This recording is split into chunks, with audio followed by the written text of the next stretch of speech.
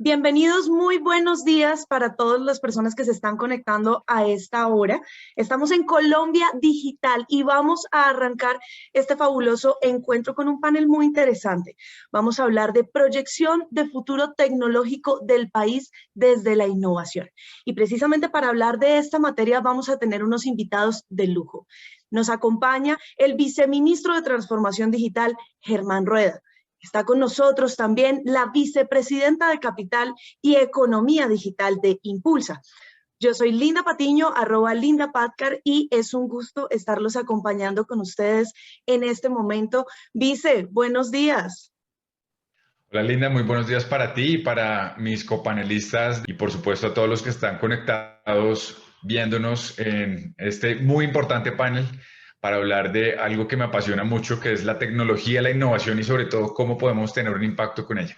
Es bueno arrancar con este contexto para saber un poco cómo está Colombia en materia de brechas, qué áreas deberíamos estar fortaleciendo para que el país se proyecte como todos deseamos que se proyecte, como un centro tecnológico y una cuna de la innovación. Así que arranquemos con el viceministro. Vice, ¿cómo estamos en materia de conectividad y cierre de brechas? Bueno, Colombia en materia de cierre de brechas viene adelantando un trabajo muy grande, no solamente nosotros desde el Ministerio TIC, sino en articulación con otras entidades de gobierno, con entidades como Impulsa, con entidades como Colombia Productiva, el Ministerio de Comercio, con el SENA, porque una de las grandes apuestas del gobierno del presidente Duque ha sido precisamente lograr mayor equidad. Y esto lo estamos haciendo a través de la tecnología, lograr llegar a una sociedad con mayor equidad y mayores oportunidades para absolutamente todos. Por eso nosotros venimos trabajando en diferentes programas de manera estratégica para poder llevar mayor acceso y poder aprovechar más las tecnologías de la información. Y tenemos brechas en muchos niveles, pero en lo que nos convoca hoy, algunas de ellas son en materias de innovación y de sofisticación tecnológica, puntualmente en la industria TI y las industrias creativas digitales. Y quiero contarles de estos programas que hemos venido desarrollando, precisamente apuntando a cerrar estas brechas. Uno de ellos es la convocatoria Retos 4.0. Nosotros en el 2020 logramos beneficiar a más de 170 empresas entre programas que requieren transferencia de conocimiento, pero también la cofinanciación de proyectos para poder desarrollar soluciones tecnológicas. Nosotros con estas iniciativas logramos que las empresas desarrollaran mejores procesos productivos, para poder implementar tecnologías como la inteligencia artificial, analítica de datos, automatización de procesos, aprovechar tecnologías emergentes como la realidad aumentada, el Internet de las Cosas y muchas otras. Nosotros con estas iniciativas estamos logrando cerrar esta brecha de conocimiento, de innovación y estamos logrando generar empleos. Con este programa que les cuento, más de 90 empleos se generaron. Todas las empresas que participaron lograron tener nuevas oportunidades de negocio y poder resolver necesidades puntuales relacionadas al aumento de ingresos, a la disminución de costos y podemos además con todos, digamos, estos programas y esta articulación con no solamente gobierno y sector privado, sino los actores adicionales que participan en el desarrollo de estas soluciones, que llegaran a nuevos clientes, porque se están materializando estas soluciones. Nosotros para el año 2021 vamos a continuar con esta estrategia. Queremos no solamente continuar con la transferencia de conocimiento, pero fortalecer la innovación para la industria TI y las industrias creativas digitales. Queremos poder facilitar que identifiquen las oportunidades, que sean más innovadoras, que puedan resolver retos con un abordaje distinto y vamos a cofinanciar las 20 mejores propuestas de esta solución. Gracias, viceministro. Luz Estela, bienvenida de nuevo y nos encantaría escuchar también de tu boca un poco cómo está Colombia en materia de cierre de brechas y qué áreas deberíamos fortalecer para que el país se proyecte como un centro tecnológico y una cuna de innovación. Bueno, gracias. Muy buenos días a todos. Un placer estar aquí. Sí, si bien es cierto, a medida que nosotros avanzamos en la estructuración de proyectos que responden a estas necesidades, todavía tenemos claro que las brechas están bastante demarcadas y estamos nosotros junto con el MINTIC, con el viceministro, justamente trabajando en programas que tratan de focalizar un poco más esas brechas. Uno no puede hablar de una brecha general, sino tiene que particularizar las brechas por sectores, también por tamaño de nuestras empresas. Y estamos generando programas que responden a cada una de estas líneas que nosotros identificamos. Dentro de ellos tenemos, en articulación con el Ministerio TIC, los centros de transformación digital, que son programas diseñados, o más bien que es un programa diseñado para focalizarse en las MIPYMES, porque nosotros tenemos muy claro que a pesar de que el mundo está dominándose con tecnologías disruptivas y las tecnologías que llaman emergentes, tenemos dentro de nuestro mapeo empresas que no tienen presencia web, empresas que todavía trabajan a lápiz. Entonces nosotros lo que hacemos es identificarlas y estructurarles un programa a la medida de sus necesidades. Desde, venga, ¿dónde arrancamos? ¿Qué es digitalizar? ¿Cómo le puede generar esto a su modelo de negocio? ¿Cuál es su antes y cuál es su después? Y en este programa que iniciamos con 18 centros, el año pasado, ya tenemos una diversificación a lo largo de todo el territorio. Escalamos de 18 a 24 centros. Nuestra meta para la finalización del periodo de gobierno es llegar a 32 centros de transformación digital, en donde lo que hacemos es, a través de aliados, uno de nuestros grandes aliados, que son las cámaras de comercio, los gremios, casi que llevar a nuestros empresarios de la mano y hacerles mentorías que arrancan desde un diagnóstico de dónde están parados hasta una ruta de transformación que los lleva a generar soluciones que se adapten a sus necesidades. Entonces, este proceso casi que personalizado es lo que está generando valor y estamos escalándolo de una manera impresionante, en donde ya llegamos el año pasado a cifras de cerca de 4.000 empresas sensibilizadas y nuestra meta es llegar a más de 9.000 empresas sensibilizadas junto con el Muy Ministerio. interesante, Luz. Viceministro, cuénteme una cosa, ¿qué estrategias de innovación usted cree que son made in Colombia y que deberían exportarse o que tienen todo el talante para exportarse a otros países? Vice, estamos en mute.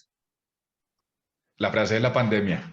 Me gustaría compartirles tres, Linda, y Luz Estela ya les adelantaba una, y es nuestro programa en conjunto de los Centros de Transformación Digital Empresarial. Esto es un proyecto que realmente está teniendo un impacto en las MIPYMES y es algo que nos han reconocido a nivel internacional. Lo segundo que les contaría, creo que es el trabajo que estamos haciendo en el desarrollo de talento, porque tenemos apuestas en el corto, mediano y largo plazo. Y nosotros, con lo que estamos haciendo, no solamente apoyamos al desarrollo de la innovación y de las, digamos, habilidades tan requeridas, pero con lo que hemos visto, con lo que vivimos en la emergencia sanitaria, la innovación educativa cobró mayor relevancia y la creatividad fue protagonista del año escolar. Nuestros docentes tuvieron que cambiar la forma como se venía enseñando, los estudiantes tuvieron que vivir nuevas formas de aprender y nosotros adaptamos uno de nuestros programas en Ruta STEM, por ejemplo, y programación para niños y niñas. Son ejemplos de programas donde nosotros este año nomás vamos a llegar a más de 15.000 docentes, donde le estamos dando las herramientas para que puedan transmitir el conocimiento a los estudiantes, pero estamos creando esa capacidad instalada en las instituciones educativas. Porque como les decía anteriormente, independiente que nuestros niños, nuestras niñas, jóvenes quieran estudiar ingeniería o carreras afines, carreras STEM, estas habilidades que les estamos transmitiendo van a servirles para toda la vida en todos los campos de acción que quieran desarrollarse. Bueno, como algunos de ustedes saben, yo escribo libros, me encanta y hablo de tecnología desde hace ya unos años. De hecho, estoy avanzando en mi segundo libro que se va a llamar Nadie nace con un manual de Internet bajo el brazo y una de las cosas que me gusta mucho discutir es precisamente cómo logramos que Internet, el ciberespacio, sea también un reflejo de la diversidad que somos como humanidad. Y en ese sentido, Colombia no se queda atrás y tal vez una de las dificultades a la hora de establecer estas estrategias es que tenemos diversidad de naturaleza, de culturas, pero también una diversidad de problemas que nos rodean alrededor de la implementación de las estrategias.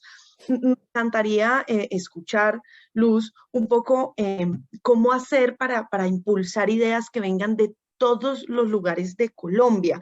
A veces se siente que el emprendimiento tiene que nacer sí o sí en una capital, en una universidad determinada, tal vez en una ciudad, y cómo generar, digamos, la visibilidad de estos emprendedores que también están en región, sobre todo entendiendo que hay que mezclar el potencial de jóvenes que están en las regiones que saben tienen conocimientos ancestrales y que con tecnología podrían llegar a muchísimas más personas.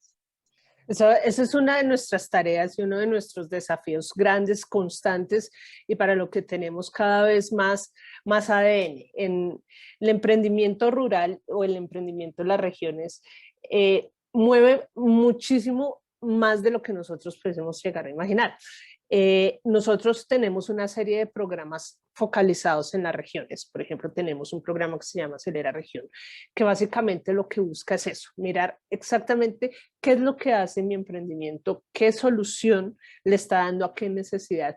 Y lo que nos hemos dado cuenta es que si esta solución es en plural, es decir, hacia una comunidad, es más escalable que cuando no es así.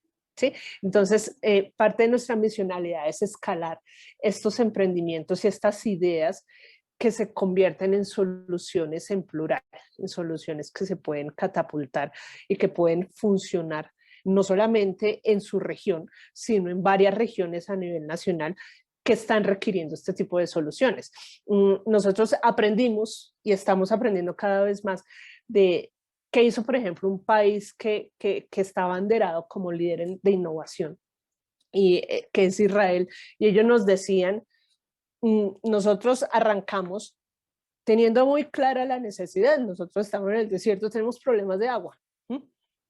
Entonces, vengan señores solucionadores y solucionemos juntos este problema de agua. El problema es tan grande que la solución que ameritaba requirió manos de todos los sectores, de la academia. Ellos son hacen mucho ritual a lo que tiene que ver con las ideas que salen de la academia, las catapultan hacia la empresa, tienen articulados todos los entes que tienen relevancia dentro de lo que es el desarrollo de la innovación y los ponen a funcionar. Gobierno, entidades privadas, la industria, la academia. Entonces, ¿cuáles son nuestras necesidades y qué necesitamos resolver? Vuelvo a lo mismo, es fundamental el saber el para qué, el por qué y el cómo. Entonces, eso es fundamental. Y por otro lado, yo diría que esta mentalidad de creer que es posible, hace la resiliencia propia del colombiano, nos facilita la tarea. O sea, lo que hemos visto de nuestros aliados emprendedores que la han sacado del estadio es que no fue a la primera ni a la segunda, ¿sí? Y otra cosa es que saben hacer equipo, ¿sí? El trabajo en equipo es fundamental, nadie sale adelante solo, ¿sí? Entonces, como que es la suma de muchas cosas que hacen una conciencia y una cultura en plural que soluciona problemas y que por defecto empieza a ser escalable para mover indicadores de productividad. Luz, volvamos un poquito al tema de cómo innovar a nivel país. Uno de los desafíos que también tenemos a veces es la sostenibilidad de las estrategias. En ese sentido, creo que un tema que ha logrado Impulsa es acercarse de manera transversal a los problemas y de algún modo generar capacidades para que los programas sigan andando solitos, pero me encantaría saber un poco cómo es la posición ya más formal a nivel de la estructuración de estos proyectos para que sean sustentables a lo largo del tiempo. Es bastante complejo hablar de esta sostenibilidad en el tiempo cuando no se tiene clara esta ruta de sostenibilidad. O sea, eso involucra muchos factores, el factor del conocimiento de modelo de negocio, el conocimiento del mercado, el conocimiento de qué solución estoy dando, la parte fundamental, la parte de financiación. Si tú así le preguntas a la mayoría de los emprendimientos y de hecho muchos empresarios, ¿qué requiere? Dicen financiación. Y dentro de esta ruta de financiación hemos encontrado que muchas veces no se sabe cómo aplicar a una herramienta de financiación. De hecho, no se conoce cuáles están disponibles. Y como que en el default dice un crédito. como si fuera la única opción.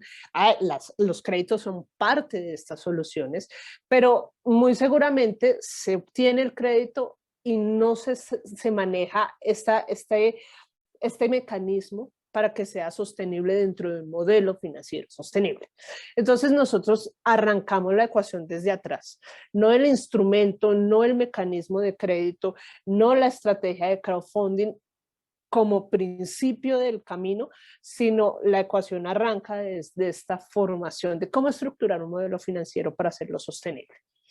¿Cómo adecuo este modelo financiero a hechos sobrevivientes? Por ejemplo, pandemia, que era un caso que nadie veía venir, nadie lo veía venir, todo el mundo tenía listas sus proyecciones, pero llegó un pico raro que muchos no supimos cómo manejar y no supimos cómo reacomodar nuestro modelo a este hecho sobreviviente. Entonces, esta educación financiera, esta educación, no solo de la educación financiera, sino también la educación financiera dentro de un modelo de negocio, es lo que creo yo que debemos fortalecer cada vez más. Entonces, nuestros programas, a pesar de que tú dices, manejan una transversalidad y casi que se mueven solos, yo diría que los estamos también reacomodando a lo que vamos aprendiendo y adaptándolos para que sean sostenibles en hechos límite. Cuando el límite tiende a infinito o cuando el límite tiende a cero, cuando mi número de clientes tiende a muchos o cuando llegó pandemia y me tocó cerrar, ¿sí? Eso es una cuestión de mentalidad, de cultura, de conocimiento, y por eso nosotros fortalecimos mucho la parte de mentorías, de trabajo con expertos, de workshops, tenemos cada 8 días interacción con diferentes expertos en diferentes sectores para que nuestros empresarios y nuestros emprendedores aprendan cómo llevar a cabo este tipo de estrategias para que su idea no se quede en idea que muere cuando pasa una eventualidad, sino que sea una idea sostenible a pesar de esta eventualidad. Entonces la parte de mentorías es fundamental, la parte de trabajo con expertos es fundamental. Bueno, me gustaría agradecerles a todas las personas que estuvieron conectadas con nosotros, a el viceministro de Transformación Digital, Germán Rueda, a Luz Estela Gómez, vicepresidenta de Capital y Economía Digital en Impulsa. Yo soy Linda Patiño, @LindaPatcar, periodista de tecnología, analista digital, y ha sido un honor, un placer. Quiero agradecer al MINTIC por esta invitación a acompañarlos en esta mañana en este gran panel, y esperamos que sigan conectados y sigamos entre todos construyendo un futuro conectado para un mejor país.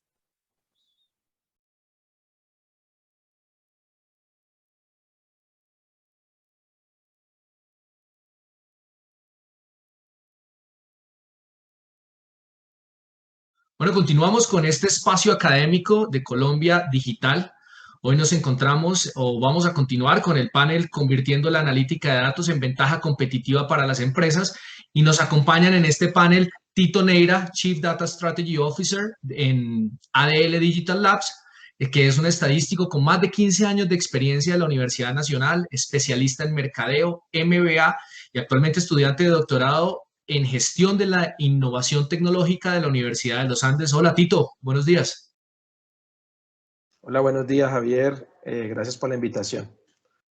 Y también está con nosotros Carlos Huérfano, que es jefe Data Stewards de Davivienda, tiene 15 años de experiencia en gestión de datos en BPOs, en retail y en entidades financieras. Asimismo es magíster en Ingeniería y Analítica de Datos de la Universidad Jorge Tadeo Lozano y magíster en Ingeniería Big Data de la Universidad de Barcelona. Hola Carlos, ¿cómo estás? Hola, buenos días a todos, mil gracias por la invitación. Maravilloso, les agradecemos a ustedes muchísimo el espacio, sabemos que son gente muy ocupada, pero bueno, vamos a dar inicio al panel. Esperamos tener una conversación bastante interesante donde las personas empiezan a entender un poquito más, a culturizarse y continuar nosotros con esta evangelización de lo que es la analítica de datos. Entonces, la primera pregunta para los dos sería, ¿cómo ha sido la adopción de la cultura del uso de los datos en su organización? ¿Cómo ha ido evolucionando en el tiempo? Si quieres, Carlos, nos cuentas desde parte de la institución de ustedes cómo va eso. Sí, claro que sí. Pues en la institución y a nivel general, en las diferentes partes que he estado, la cultura del dato y la estrategia de los datos que defina la compañía tienen que estar muy atadas porque puede desmembrarse toda una estrategia por falta de cultura. Y la cultura de datos, digamos que, ¿cómo la hemos abordado nosotros? Primero identificando los actores que están en todo el flujo de los datos, desde lo que hace parte de su diseño o concepción, desde todo lo que es la capa de almacenamiento y consumo de esos datos, todo lo que es explotación y todo lo que es usabilidad del dato. Y además tenemos también identificados actores que no necesariamente hacen explotación analítica de forma directa, pero que sí están dentro de nuestro espectro, que podrían llegar a hacer uso analítico de los datos. Y tenemos básicamente esas divisiones. Tito, y para ti, ¿cómo ha sido en tu experiencia esa adopción en la cultura de los datos y en el tiempo, cómo ha ido progresando? Sí, digamos, yo creo que el proceso, y Carlos lo mencionaba, se debe dividir como por tipos de empresas, ¿sí? En el caso de mi rol, pues nosotros no estamos, digamos, dentro de una de las empresas o entidades. El grupo tiene más de 130 empresas. Entonces lo que hacemos es, pues tenemos el centro de excelencia que baja las mejores prácticas a las diferentes empresas, pero dependiendo cada empresa, dependiendo del tamaño, sobre todo, pues las estrategias son diferentes, ¿no? Y la adopción es diferente. También pues tenemos empresas como desde el tipo startup, ¿cierto? Y tenemos empresas de 150 años en el mercado. Entonces es completamente diferente la forma de adopción. De hecho, hay cultura de datos y si hablamos solo del sector financiero, pues ha habido una cultura de datos en general, ¿cierto? Porque pues hay que medir los riesgos, mitigar fraude y de hecho dentro de las mismas empresas hay áreas más maduras que otras, ¿sí? Pero por ejemplo, algo que yo sí he visto transversal y no solo mi experiencia acá, sino antes, son los silos de los datos, que lo ato con lo que mencionaba Carlos del tema político, porque pues cuando uno tiene una vicepresidencia o una gerencia o un área fuerte en datos, pues va a querer tener sus herramientas de datos. Pero lo que pasa es que la empresa para mí es como un ser vivo, es decir, si solo una capacidad lo hace bien en datos, eso no le sirve a las otras 20 o 30 y no generamos ventaja competitiva si se crean esos silos. Entonces yo creo que lo más complejo en las empresas ya más grandes y maduras es esas áreas líderes, cómo se empoderan de que no sea solo el área líder en el uso de los datos, sino cómo llevan a la organización a que toda la organización tenga esas muy buenas prácticas, ¿no? Entonces es todo un reto cultural porque como les decía, el que ya está o cree que ya está con lo último, pues dice yo ya lo tengo, pero no está pensando como compañía. Y ese es uno de los retos grandes en las organizaciones establecidas. Y en las pequeñas organizaciones, de pronto, digamos, las startups que no son basadas en datos, sino, digamos, más de experiencia de usuario, la captura de información y demás al principio, pues, no es tan un tema acorde de esas empresas pequeñas. De hecho, muchas están desarrolladas con la filosofía del agilismo y muchas con metodología Scrum dentro de agilismo. Y de hecho, esas células que la metodología trae no traen gentes de datos y analítica. Entonces no se ven como necesarias, entonces también hay que hacer un cambio cultural, pero ya es de otra índole, ¿sí? Entonces el proceso es complejo y para mí pues dependería del tamaño ¿cómo decirlo?, la inclinación hacia la empresa en el uso de datos en su modelo de negocio. Y hablando un poquito nosotros acá como colombianos acerca de la adopción de la analítica de datos y el uso para lograr competitividad en las empresas dentro de nuestro mercado, de nuestra industria colombiana, ¿cómo ven ustedes al país comparado de pronto con algunos otros países de la región? ¿Qué creen? Tito. Pues en un trabajo que estuve antes de que trabajé con una multinacional canadiense y éramos 5 países y todo el rollo, ¿sí? En donde uno puede ver, y Carlos mencionaba muy eso, hay que saber bien contra qué se compara uno, ¿no? Porque pues a veces no hay de todo realidad, pero esto como viendo la empresa y viendo los 5 países y que estando uno adentro, pues sí puede ver, digamos, digamos, realmente el avance de los diferentes países y demás. Yo creo que pues estamos a un buen nivel en la región mirándolo dentro de esa empresa, ¿sí? Porque pues también hay que ver digamos, los diferentes sectores, las diferentes empresas en los diferentes países. Entonces yo diría que como empresas grandes y con afectación regional, pues creo que tenemos un buen nivel a nivel regional. Ahora hay que ver las empresas locales, grandes también, ¿sí? O las empresas, digamos, pequeñas. Y yo creería que algunos de los países de la región sí nos llevan más en madurez, digamos, si uno calcula, si existiera un promedio de madurez, si uno calculara un promedio, o sea, tomando empresas grandes, medianas y pequeñas, yo creo que en otros países como Brasil y México, por ejemplo, ha permeado ya más allá de las empresas grandes. ¿Sí? Yo creo que nosotros acá en Colombia estamos como bien en las grandes, porque pues es un tema estratégico, y la adopción del resto de compañías yo creo que es un poco más lenta que por ejemplo, Chile, Brasil, México, en donde uno los ve, digamos, un poquito más acelerado en ese tipo de empresas. Pero si comparáramos, por ejemplo, grandes con grandes, pues yo creo que estamos a un muy buen nivel con la región. ¿Consideran ustedes que siendo la economía ese hábitat, ese ecosistema donde lo que pasa en una parte afecta a lo que pasa en el otro, donde está tan interconectado, creen ustedes que hay segmentos de la industria o sectores económicos que si utilizaran y se fortalecieran en estos temas de analítica de datos, podrían generar como motores de impulso de la economía colombiana? ¿Hay algunos sectores que te vengan a la mente en ese sentido, Carlos? Sí, mira que en todos estos años de experiencia, digamos que quien marca o quien ha marcado acá en Colombia la pauta para generar estos cambios ha sido, pues desde mi perspectiva y seguramente la comparten las telcos. Las telcos hoy tienen un diferencial, llamaría yo, abrupto con respecto a las otras áreas a los otros sectores financieros.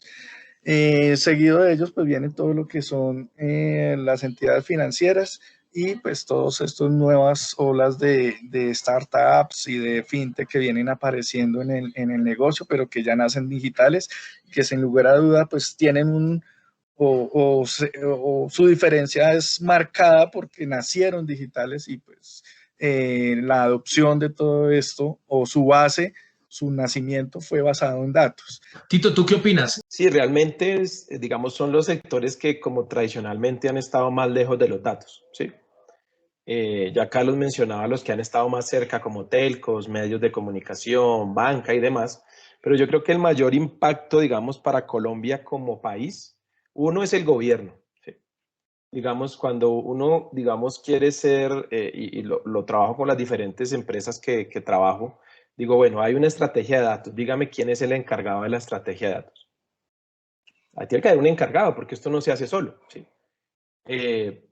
Así como hay un encargado de estrategia de marketing, comercial, financiera, ¿cierto? De talento humano, ¿dónde está ese encargado? No hay, no existe, ¿sí? Entonces, cuando uno mira, yo analizo un sector, es eso, y lo hablábamos ahorita, de pronto sí, en tecnología hay alguien por allá que hace eso, ¿sí? Entonces, por ejemplo, lo primero para mí, digamos, claramente es el gobierno. El gobierno debe definir su agenda en cuanto a datos y cuando hablo de estos temas me salen con el COMPES de Big Data, pero eso es como decirle a una empresa, tiene que hacer Big Data y tiene esta plata. Ah, pero ¿qué voy a hacer? ¿Cuál es el propósito? ¿Sí? Entonces, para mí el primero es el Estado debe tener propósito claro de eso. Lo vivimos ahorita en pandemia, ¿cierto? Deme los datos de las personas para cuidarles la salud. No, la ley de protección de datos no, nadie puede ver esa información. Ah, juepucha, pero entonces, ¿cómo cuido la población? No, no se puede. Entonces, hay que tener protección de datos, pero también hay que ver el propósito de esos datos. Si son para cuidar la salud de los colombianos, pero no se pueden usar para eso. Sí, entonces es escoger ese encargado y escoger sector por sector. Es que ahorita ahí mencioné salud, pero las decisiones generales de Estado, ¿sí? Deben ser tomadas basadas en datos. Los mismos procesos de automatización de las diferentes entes. El mismo control de la corrupción. O sea, ya hay tantos datos en la DIAN, en todo lado, en lo que se reporta a centrales, en lo que todo ya hay, pero ¿quién está haciendo eso? Muy seguramente hay áreas en la policía, por ejemplo, que hacen seguimiento, fraude informático, pero volvemos a los que las empresas privadas que son extensivas en datos vienen sufriendo. que son los silos, ¿sí? Entonces la policía hace muy bien su trabajo y no sé qué, pero es un silo. El ejército también, no sé qué, hace otro trabajo. El Ministerio de Salud de pronto lo hace súper bien, pero es otro silo. Pero no hay una estrategia de datos de Estado y creo que debería existir. Ese es para mí el principal.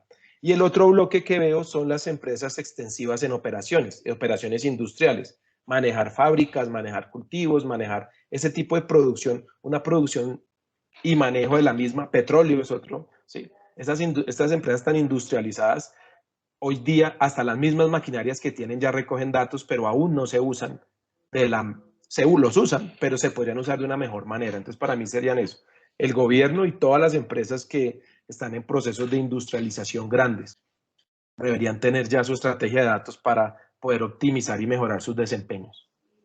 Y hemos hablado de la cultura, la adopción de los datos, de darle propósito, tocamos un poco en términos de gobernanza de datos, pero creo que nos hacen falta dos factores fundamentales en toda esta película, las fuentes y los talentos. Entonces, quería preguntarles a ambos qué tipos de profesionales conforman o son más valiosos en sus equipos, cuáles son los perfiles o habilidades que ustedes están buscando un poco para darle a nuestra audiencia ese conocimiento de cómo aproximarse a esta ciencia y cómo empezar a adentrarse en la naturaleza de trabajos de este tipo. Carlos.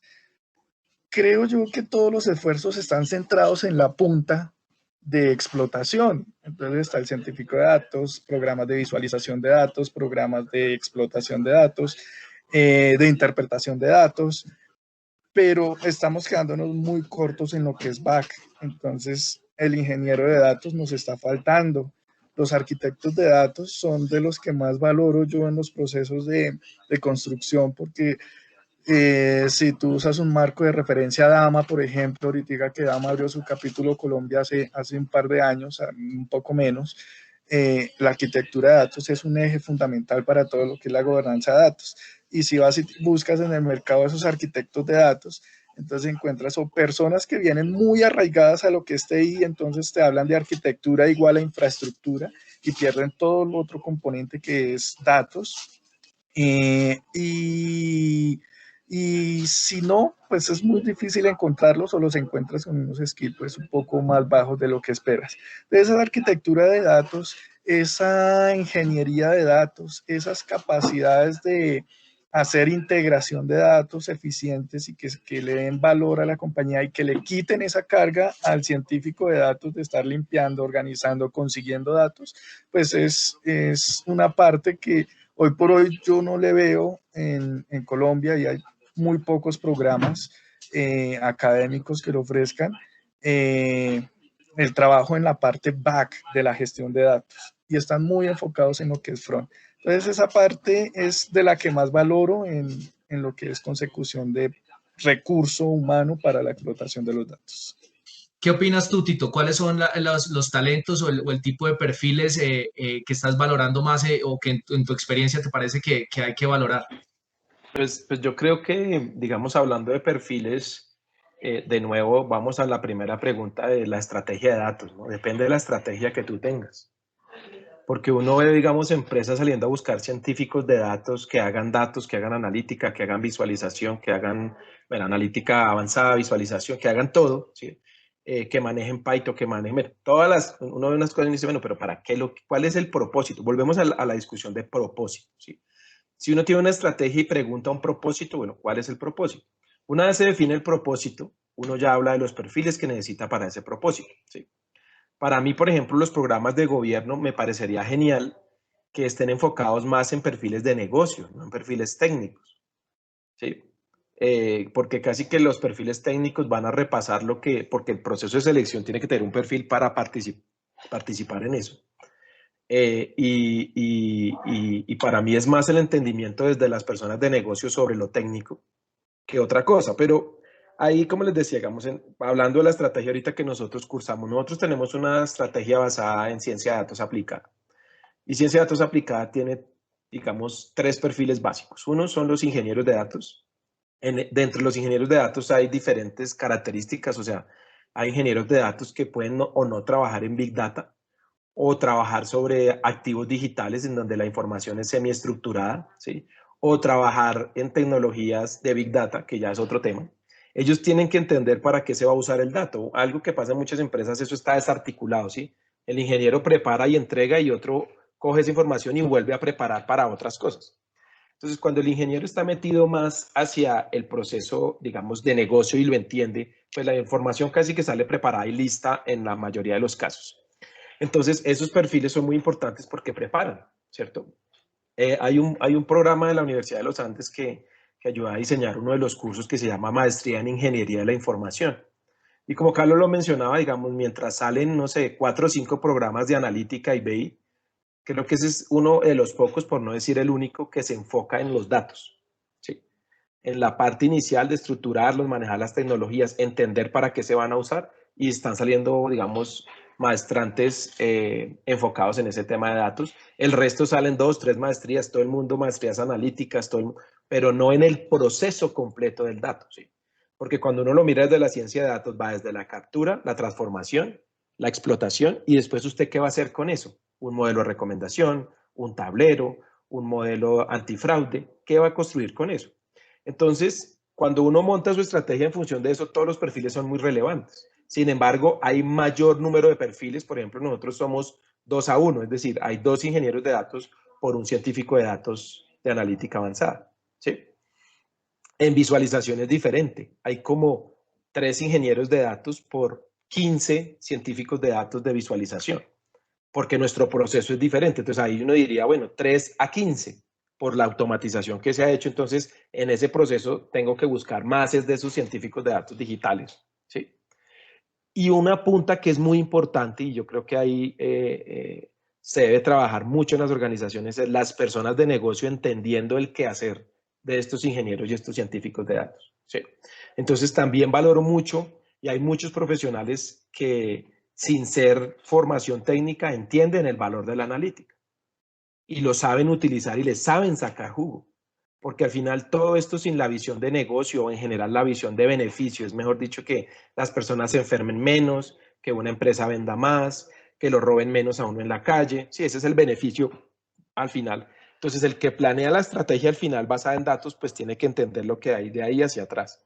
Entonces para mí esos son los 3 roles básicos: ingenieros, científicos y la persona que construye la estrategia basada en datos, pero que entiende lo que hacen estos otros 2. ¿Sí? Bien, caballeros, pues infortunadamente se nos está acabando el tiempo para continuar conversando. Nos hizo falta hablar un poco de la ética en el manejo de los datos, de esa dimensión que es también tan importante, pues porque al final de cuentas los que trabajamos en eso seguimos siendo humanos y también nos preocupa que cómo estén siendo tratados nuestros datos y los nuevos procesos y los nuevos desarrollos, qué tan éticos están siendo, pero mientras les agradezco su tiempo y mientras empezamos a despedirnos, no sé si algunos de ustedes tengan publicaciones o blogs o algo que quieran promocionar de su parte para que las personas que nos ven puedan ir a accesar más de sus opiniones y más de su conocimiento mediante otro medio. Tito o Carlos, ¿tienen alguna publicación, algo que quieran promocionar? Sí, en mi perfil de LinkedIn tengo, digamos, varios artículos míos. Entonces ahí en LinkedIn pueden, digamos, visitar algunos artículos al respecto. Y tengo un podcast de tecnología que se llama Coffee Power Podcast. Y algunos de esos capítulos pues hablan de datos, de analítica, de inteligencia artificial, etcétera, pero también de temas diversos de tecnología en general, ¿sí? Entonces, pues yo creo que sería a través de esos 2 canales. Coffee Power Podcast, entendido. Correcto.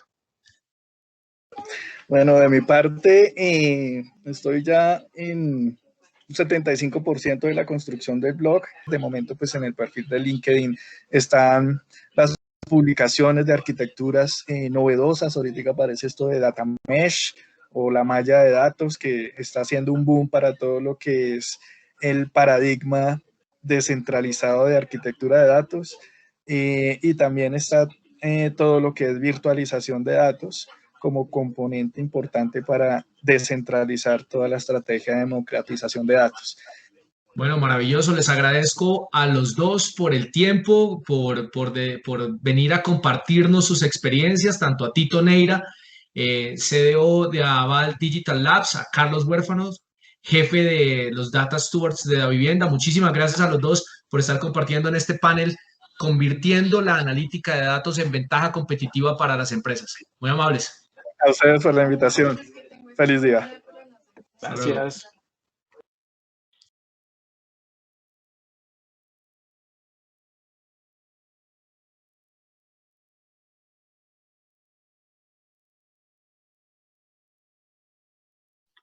Bueno, muy buenos días a todos quienes nos siguen a través de las redes sociales. Para mí es un gusto darles la bienvenida a la continuación de este foro. Soy Ricardo Ávila, analista senior del diario El Tiempo, y en la sesión que me corresponde moderar, que se llama Finanzas y el futuro con las tecnologías de la información, el FinTech como motor de inclusión financiera y desarrollo en Colombia, pues me acompañan Hernando José Gómez, presidente de la Asobancaria, Eric Rincón de Colombia FinTech. Con ellos vamos a dialogar sobre este tema absolutamente clave.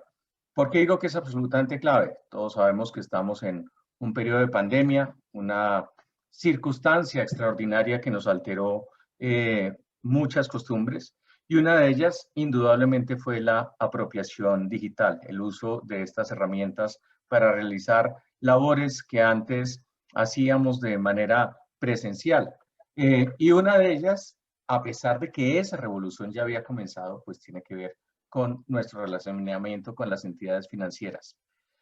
Este es un tema que, como digo, comenzó a abrirse paso en Colombia desde hace varios años y que en su momento incluso fue presentado como una especie de amenaza para el sector bancario tradicional. Lo que uno ve con el paso del tiempo es que este sector bancario tradicional pues también se ha metido de lleno en los avances tecnológicos. Pero yo creo que la persona más indicada para hacernos una descripción de cuál es la situación sobre este tema en Colombia, pues es Hernando José Gómez, presidente de la Asobancaria, a quien le doy inicialmente la palabra. Bienvenido, Hernando José, muchas gracias por estar aquí. Muchísimas gracias, Ricardo. No, en primera medida, me gustaría, pues, como delimitar qué es lo que entendemos por FinTech. En FinTech entendemos el uso de todas las nuevas tecnologías emergentes, como el blockchain, el uso de Big Data, la inteligencia artificial, los servicios en la nube, el Internet de las cosas, ciberseguridad, entre otras cosas. Todos estos los entendemos como habilitadores de desarrollo y de diseño de nuevos productos y servicios financieros apalancados en estas tecnologías. Ahora, vale la pena decir que en la última década el sector financiero ha jugado un rol fundamental en diseñar estas estrategias encaminadas a incrementar el acceso y uso a productos financieros por parte de la población colombiana. Valga la pena decir, por ejemplo, que en la última década el incremento de la población bancarizada ha sido de 25 puntos, ¿no? Pasado en el 2010 de 62%, en septiembre del 2020 llegamos a 87.1%, quiere decir que 87 de cada 100 colombianos al menos utilizan un instrumento financiero. Y últimamente estos 25 puntos que se incrementó la inclusión financiera fundamentalmente fue en estas billeteras electrónicas, en todos estos nuevos productos que se basan precisamente en estas nuevas tecnologías. Ahora, las fintech tienen obviamente un rol muy importante y lo que nosotros desde la Asociación Financiera, desde la Asobancaria, lo que estamos siempre promoviendo es la competencia. Nos parece perfecto que haya competencia. Lo único que decimos es que esa competencia pues se debe basar obviamente en unas reglas del juego que sean comunes para todos. O sea, en ese sentido que no puede haber arbitrajes regulatorios que hagan, porque evidentemente los bancos estamos haciendo un esfuerzo gigantesco para volvernos digitales. No solamente ser un banco con productos digitales, sino volverse bancos digitales, que son dos cosas diferentes.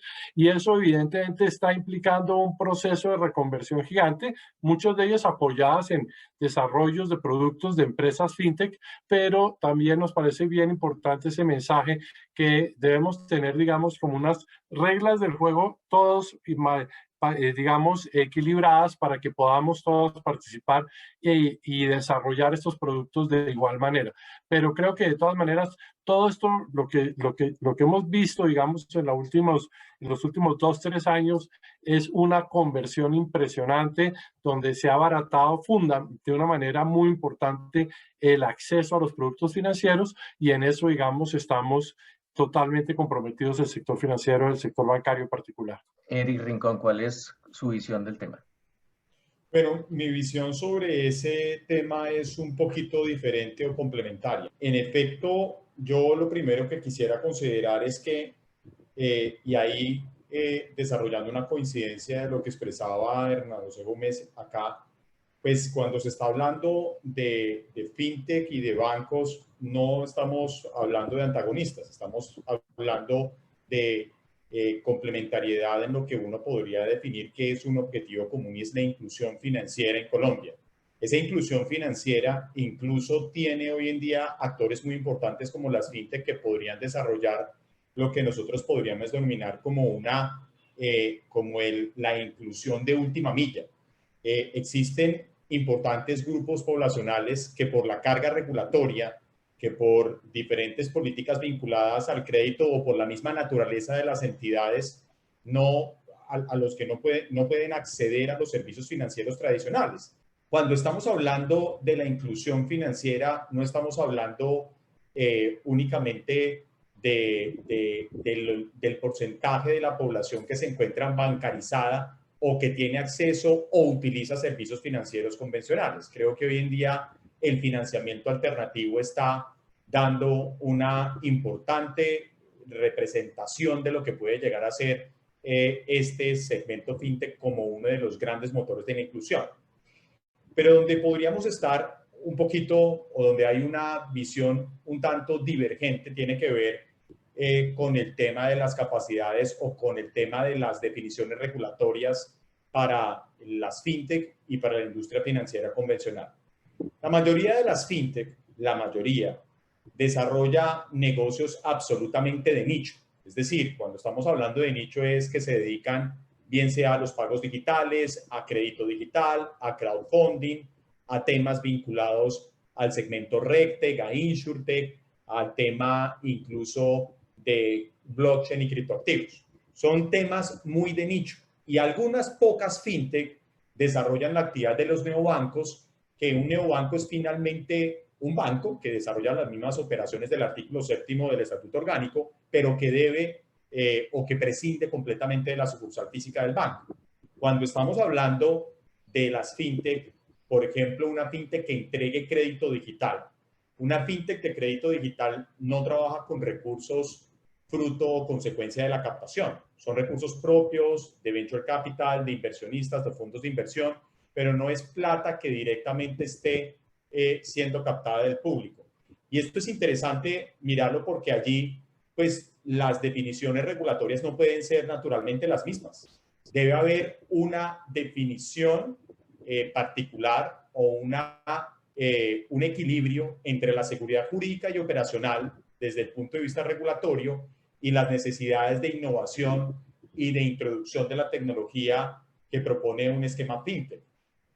Gracias. Volveremos sobre este tema. Yo quisiera, antes de eso, sin embargo, hacer un poco o pedirles un poco de contexto sobre cómo se compara Colombia con otros países de la región o incluso con economías más desarrolladas. ¿Qué pasos estamos dando a la par o en qué pasos se podría decir que estamos atrasados o incluso más adelante, como se ha visto en otras naciones emergentes? Hernando, no sé cuál es su visión.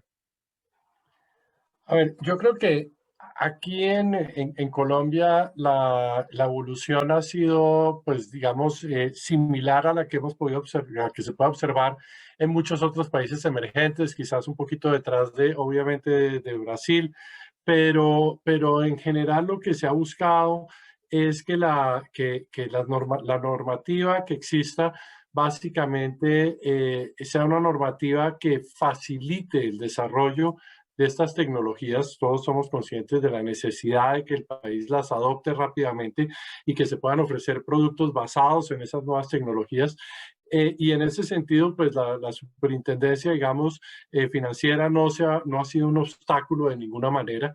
y más bien ha sido un facilitador, y ahora con la arenera que tiene para desarrollar nuevos productos, pues eso digamos, ayuda mucho a que se puedan hacer pilotajes de nuevas alternativas, de nuevas ofertas, y que se puedan llevar rápidamente al mercado.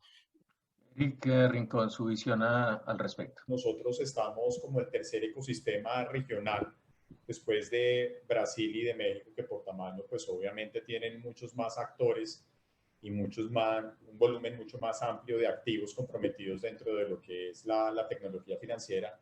Pero hoy en día Colombia, en su industria fintech, está vendiendo ya, o ya está generando ingresos de 1.9 billones de pesos en el año 2020.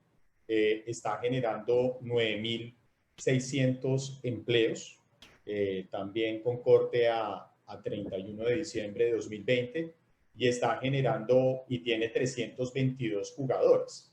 Es decir, es una industria ya que tiene un tamaño pues relativamente importante. Claro, y en ese sentido, siempre trabajando dentro de la necesidad de complementar con la industria financiera convencional a efectos de que precisamente se pueda garantizar esa inclusión financiera. Desde el punto de vista de lo que puede llegar a ser la entrada de lo que se conoce como las Big Tech, aquí hay diferentes jugadores que son muy importantes en la prestación de servicios financieros o que van a ser muy importantes hacia el futuro. Por un lado, las Big Tech, estamos hablando de Apple, Amazon, Facebook, Microsoft, Google. Google en los Estados Unidos junto a Microsoft ya está ofreciendo a partir de este año la apertura de cuentas corrientes bancarias. En el caso, por ejemplo, de Amazon, ya tiene licencias financieras en algunos países de Europa.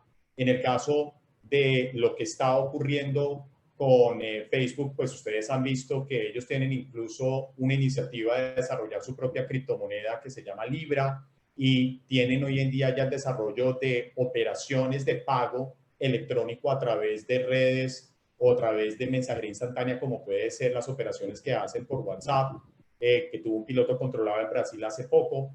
Y por otro lado, ven ustedes el movimiento que tiene Apple con el Apple Card en los Estados Unidos o con el Apple Pay, que es una de las billeteras digitales más utilizadas del mundo. Entonces, si lo pensamos en términos de Big Tech, ese sí es, digámoslo así, el coco, por decirlo de alguna forma, de la industria financiera convencional. Es decir, pues que una fintech que no le llega a los tobillos patrimonialmente a un establecimiento de crédito al más pequeño que puede tener Colombia, pues una fintech todavía no tiene el tamaño por las mismas razones que hemos explicado acá, pero que pues viene creciendo de manera significativa, pero que ya un banco se enfrente al poder, incluso desde el punto de vista de la adopción de producto y demás, que puede llegar a tener un Google. Yo siempre he dicho que el día que Google, en el Google Chrome, que es el más importante navegador del mundo, tenga un botón donde diga pida crédito acá, pues en ese momento la industria financiera va a comenzar a temblar de una manera significativa. Hablemos de oportunidades desde el punto de vista económico y también obviamente para el usuario, pero también mencionemos el punto de los riesgos que también existen en toda transformación de costumbres. Hernando, no sé, ¿cuáles serían los primeros, los más importantes que identificarían en cada una de esas áreas? Sí, a ver, digamos, yo creo que es importante dar una cifra para marcar mi respuesta. Mientras en el 2010 tan solo el 31% de las operaciones financieras fue realizada mediante algún canal digital, en el 2019 esa participación ya subió a 64%. O sea, en una década más que se había duplicado la participación de las operaciones digitales. Entonces, claramente, digamos, lo que eso nos muestra es que las nuevas generaciones, los nuevos adultos que están llegando como usuarios del sistema, entran como digitales básicamente y quieren poder, mejor dicho, como les digo yo a algunos de los presidentes de los bancos, digo, es que toda esta nueva generación no quiere pisar una oficina de un banco, quiere hacerlo todo desde su celular, preferiblemente. Entonces, digamos, en ese sentido, en la medida en que uno entiende eso, pues puede realmente empezar a ofrecer una serie de servicios que empiezan a ser demandados por estas nuevas generaciones, que además no quieren tener costos elevados por el uso, como a nosotros nos crearon pagando una cuota de manejo de la tarjeta de crédito, etcétera, el uso de la tarjeta de débito. Estas nuevas generaciones lo que quieren son los mecanismos digitales que no les sean costosos y que ojalá sean gratuitos en muchos casos, y que de esta manera puedan manejar sus recursos de manera muy ágil. Entonces, por otra parte, también tienen una gran oportunidad, y es eventualmente la eliminación del efectivo físico como lo conocemos. El billetico lo podemos eliminar, y eso puede estar, y el efectivo puede estar cargado en mi celular, ¿sí? Y simplemente voy descargando en mi efectivo directamente, y que sería un efectivo desmaterializado. Entonces las posibilidades que se empiezan a generar son inmensas en esa materia. Eric Rincón, su visión. Bueno, sobre el tema de los riesgos, yo creo que además de los riesgos propios de la operación financiera, que son los riesgos tradicionales analizados por Basilea, como pueden ser el riesgo de mercado, el riesgo de liquidez, riesgo operativo, y que tienen hoy en día muy bien desarrollados sistemas de administración de riesgo que en Colombia han sido desarrollados reglamentariamente a través de circulares externas de la superintendencia. Yo creo que aquí muy importante frente a la digitalización, la virtualización y el desarrollo de nuevos productos desde la banca, es importante los riesgos propios de la información electrónica. ¿Cuáles son riesgos propios de la información electrónica? Riesgos como puede ser la suplantación de identidad, la alteración de la información, todo lo que tiene que ver con la ausencia de disponibilidad de la información electrónica, la ausencia de confidencialidad. Y allí ya existen algunas iniciativas importantes. En el caso, por ejemplo, de la actividad regulada o vigilada por el supervisor financiero, ustedes han visto cómo desde el año 2019 se han desarrollado circulares externas de identidad digital, todo lo que tiene que ver con el SARLAB 4.0, que permite un procedimiento de conocimiento del cliente completamente remoto, digital y seguro. Pero yo creo que cualquier esfuerzo sigue siendo ingente frente a los grandes problemas que tenemos en el onboarding digital. Cuando estamos enfrente de productos o servicios financieros por medios electrónicos, necesitamos algo que nos permita desarrollar la vinculación completamente electrónica, la generación de producto o servicio electrónica y la emisión incluso de garantías como pueden ser, por ejemplo, una garantía cambiaria, como puede ser un pagaré a través de medios electrónicos. Y allí en la vinculación reside gran parte de los problemas de fraude que se presentan en Colombia. Muchas gracias. Bueno, se nos está acabando el tiempo. Quiero cerrar con una pregunta para que por favor me la respondan brevemente haciendo algo de futurología. Pues todos esperamos pues que esta situación anómala de la pandemia vaya a pasar, ojalá más temprano que tarde. Pero es indudable que así en algunos casos retornemos al escenario de antes, pues en esta materia, pues estos cambios apuntan a ser de manera permanente. Que nos dé una visión de qué se espera en ese periodo de 3 años, qué pueden o para qué deben prepararse los usuarios del sector financiero al ver la vertiginosa velocidad de cambio que estamos viviendo. Fernando José. Sí, Ricardo, esa futurología es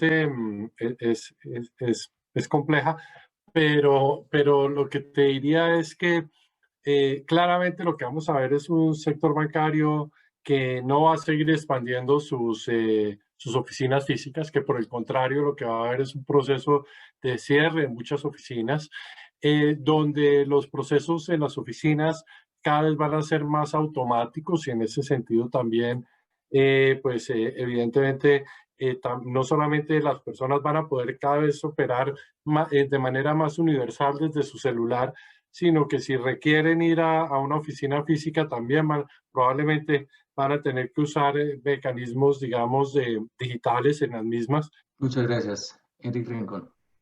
Bueno, yo creo que el futuro estará marcado por diferentes servicios financieros que en una combinación de diseño, tecnología, experiencia de usuario y sobre todo agilismo, permitan, digámoslo así, ampliar la oferta de esos servicios o productos financieros. Yo creo que uno de los efectos más importantes que ha tenido el movimiento FinTech y el mismo movimiento BigTech en lo que tiene que ver con servicios financieros es el efecto competitivo. Es decir, si lo podemos poner de una manera muy coloquial, ha hecho que muchos actores o incumbentes tradicionales se pongan las pilas, ¿cierto? Y eso ha generado un movimiento muy interesante desde el punto de vista de las soluciones hacia el consumidor final. Eso se va a intensificar en los próximos años. Bancos que van a ir migrando hacia un modelo completamente digital, las nuevas audiencias requieren servicios financieros completamente digitales. Los bancos van a o están leyendo ya ese movimiento y van a tener esa posibilidad de desarrollo. Y por otro lado, pues un desarrollo vertiginoso de los pagos digitales, sin duda. La presencia de muchos neobancos o más neobancos en Colombia, además de la entrada de brasileros, argentinos, chilenos que ya están haciendo cola, sino que van a entrar otro tipo de neobancos a nuestro país y seguramente vamos a ver muchos más spin-off y colaboración entre la industria financiera convencional y la industria de la tecnología financiera o fintech. Pues muchísimas gracias a nuestros panelistas. Llegamos así al final de esta sesión. Solo me queda expresarles mis reconocimientos a Hernando José Gómez, a Eric Rincón. Una vez más, mil gracias a quienes nos han seguido. Les agradezco mucho su atención. Seguimos. Buena mañana. Muchas gracias.